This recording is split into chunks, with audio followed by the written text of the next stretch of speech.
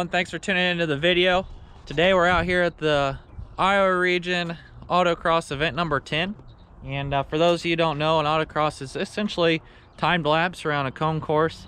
And so we have our cars out here. We had just pulled in and you get a wristband. So we're non-members for Iowa. And so you pay a little extra fee to race here. But we got the wristbands, pulled into this back lot.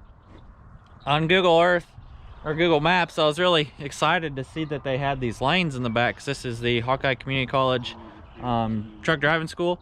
So I was excited to see these lanes they have, but they're not taking advantage of them on the course. The course is actually down kind of in the valley of the truck driving school, just on the concrete paddock they have there. But kind of disappointed to see that, but it still should be a fun event. And we got two cars out for the first time. This is Patrick's, who you guys probably saw help me pit at Park River.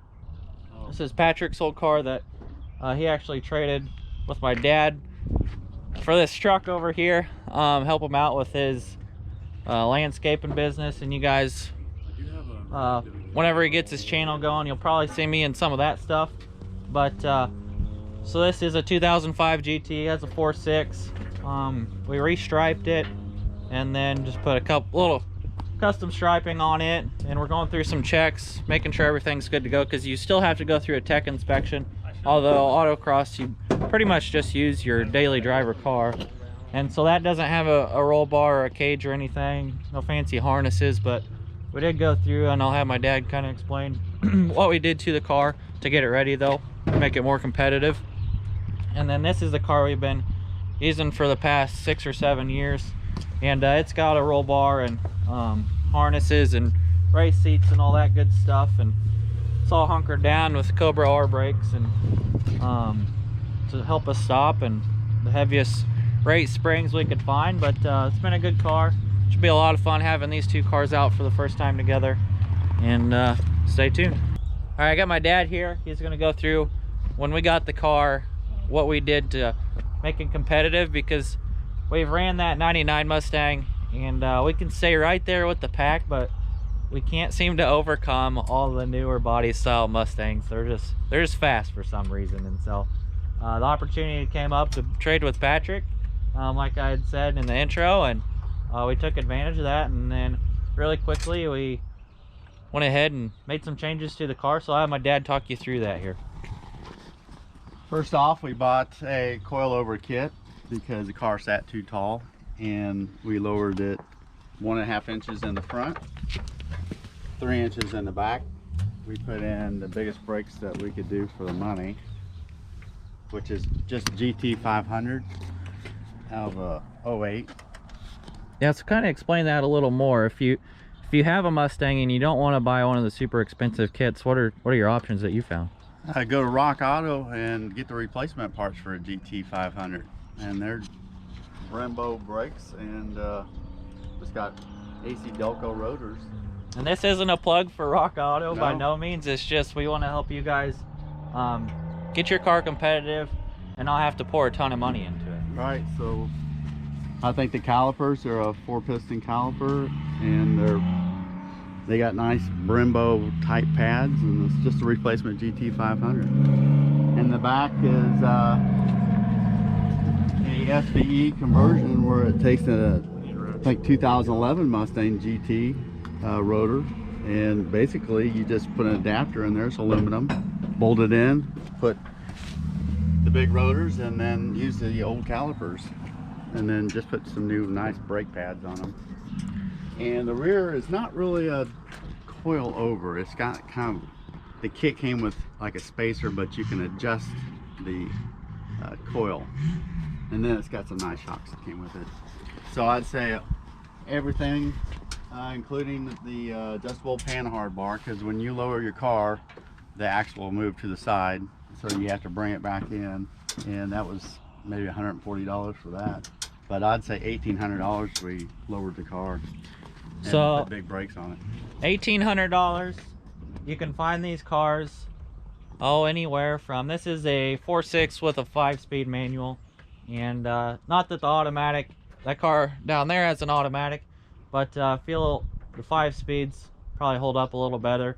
I think we made it through 2 events, and then that transmission was toast in that car, and we had to upgrade. So 4.6 with a 5-speed. You can come in anywhere if you shop around, 6,500 to 10,000. And then I know Patrick, he put the engine crossover for the shock tower support. He put that on, and that's around, I think, 250 or so. And then, or maybe probably even a little less. And like my dad said, big brakes, coilovers in the front, new shocks and springs, and panhard bar in the back. I also put on Shelby GT 500 link bars, but we want to go to a Boss styles to correct pinion angle, because the GT 500 is not adjustable. But all in all, you got a really competitive car. We'll find out today anyways, and you're at 1,800 bucks. So really budget friendly Autocross is. I was reading that it's the biggest motorsport in the country, and as far as entry numbers, really easy for you guys to get in, take your daily driver. Obviously you don't want to tear up your car, but that's essentially what it is. And some people, it's literally they just drove them off the street, and then some of them, like you kind of see some cars in the background, full-on race cars. So really there's a bunch of classes, and it depends on what you have, and you can pretty much bring whatever and go have fun. So that's what's cool about autocross, and it got us started. You know, we are into off-road now, and this is really where we learn throttle, brake control, car control, feeling how the car handles in the corners, so you can run it to its edge, and it's a great place to grow your skills. So we're here at Tech Inspection. I'm here with Zeb from the Iowa region. Hello. And he's going to talk you through, if you're new to autocross, what to look for in your car and what Tech Inspection is. Yeah, the first thing you need to have, Tech Inspection is all about safety for us. A lot of things is checking for wheel bearings, so it's a tire shake in all 4 corners. The next thing is we're looking for battery tie downs. That's the next big failure point we see, is a lot of people just throw batteries in with no straps or tie downs. And then also we'll check, depending on if it's a carbureted motor, we'll check for throttle linkage to make sure there's a secondary spring, so if the first spring breaks, you don't have a throttle stick situation. Other than that, we're checking to make sure things are clear, like off the dash, there's nothing on the windshields. And that's pretty much it. We don't really do a whole lot. And then we also check helmets to make sure helmets, they that's are the next big one, is make sure the helmets, because we've had people before buy brand new helmets that are DOT approved.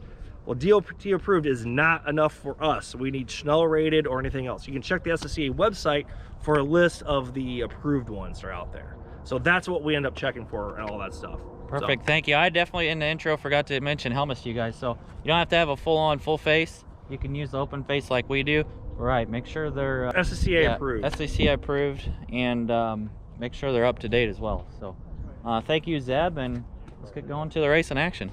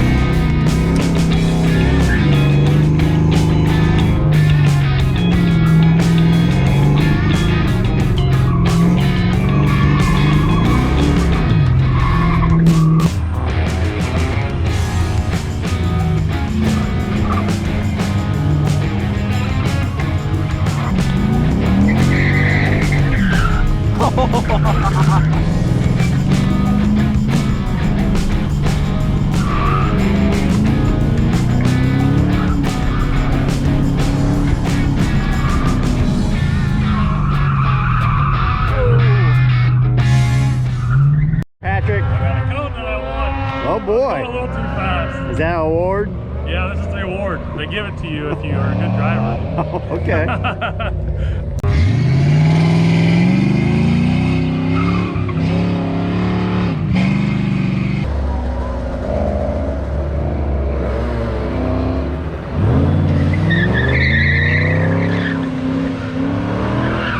They're all stuck under the car. We want to run our own autocross event, so the goal is to bring back our own cones. So Andrew got 5, Patrick got 1, I didn't get any, so I win. Everybody wants them all back. Out of 14 classic American muscle contemporary cars is what Mustangs, Camaros, cars like that, Challengers, Chargers if there's any, Usually it's all Mustangs and Camaros. Andrew in this car finished 7th out of 14. In this car, Patrick and I finished 9th, and Patrick finished 11th out of 14. Beat 2 2010 Camaros, one 2014 Mustang GT, and then one 2017 Mustang GT. Cars did great. You know, it was a slick track out there. All three of us were sliding around. Everyone hit cones. Some of us even got a gift at the end of our runs, and Patrick drug a cone and Andrew drug 5 cones. So definitely we put it hurting on the cones out there, but overall it's pretty fun. You guys have any closing thoughts? What do you think? I'd say overall it was a really good day. Yep. Fun Seeing what this thing can do. Yeah, it was good. It's good to get this car out, and you know, it was fun to run it with Patrick again, and it's always fun to run this car. I've been running this for 6 or 7 years now, and it's always good. It's good, cheap fun. So we'll catch you on the next one.